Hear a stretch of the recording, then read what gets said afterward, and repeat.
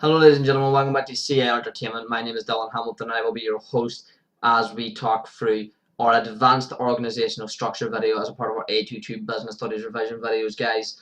So we talked about organisational structure. Now it's time to talk about the advanced section. We probably could have combined these into one video, but I prefer the short type of videos. They're easier for you to keep your concentration on, because I know now it's getting to the time of year where you just cannot be bothered. It's so boring to revise. It's awful. I myself am an anti-exam person, and I will maybe have a video come up on that there as well. But that won't be a revision video. That'll just be a take on the exam situation in education. But I would first like to talk you through this advanced organizational because it has to be learned. It has to be done if you want to pass at the end of the day. If it comes up, it's going to be necessary. So delegation is a part of organizational structure, and this is the process of passing authority down the hierarchy from a manager to a subordinate. The advantages of delegation is that it will free up management time, it's motivational, it uses local knowledge, there's flexibility, and there's staff development. The limitations, though, is that it's less common in small firms, customer expectations still have to be met, attitudes and approach of management, the quality of staff, there might be a crisis situation, and confidentiality as well. So how can you improve the effectiveness of delegation? Well, you have to have a mutual trust between the manager and the subordinate.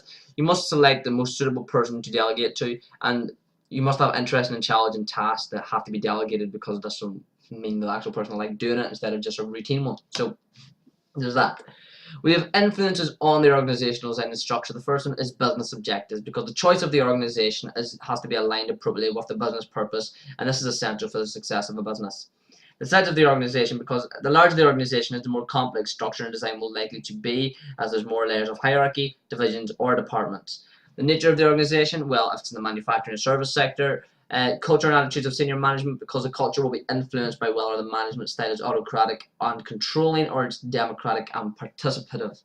Then you have skill and the experience of the workforce, because if you're low skilled, if you have repetitive jobs, or well, they're just highly skilled and they're each doing different jobs. And finally, the human resource processes and systems, because current processes and systems will use technology effectively in recruitment, performance management, and communicating will determine how well a business is likely to be able to move our more sophisticated network of systems of organizational design.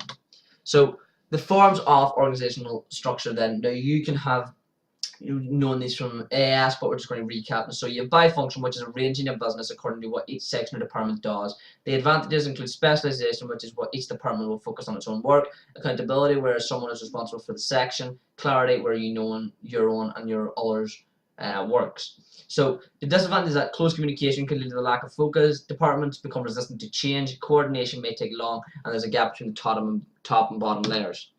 By product, when you organize according to different products made, the advantage of this is that there's a clear focus on the market segment, so you can help meet customers' needs. There's positive competition between divisions, and there's better control as each division can act as a separate profit center. Disadvantage, though, is that there's a duplication of functions. You have the negative effect of competition as well, and there's a lack of control over each separate division.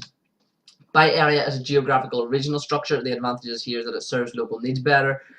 There's positive competition, and there's more effective communication between the firm and local community. Disadvantage, though, is that divisions are usually duplicated, so efficiency is reduced. There's a lack of economies of scale, and employee expertise doesn't transfer between groups. So by customer, as we see, is very similar to by product. It's just the way you have different customer groups having different needs. And then by process is the same as by function, where products have to go through stages as they are made.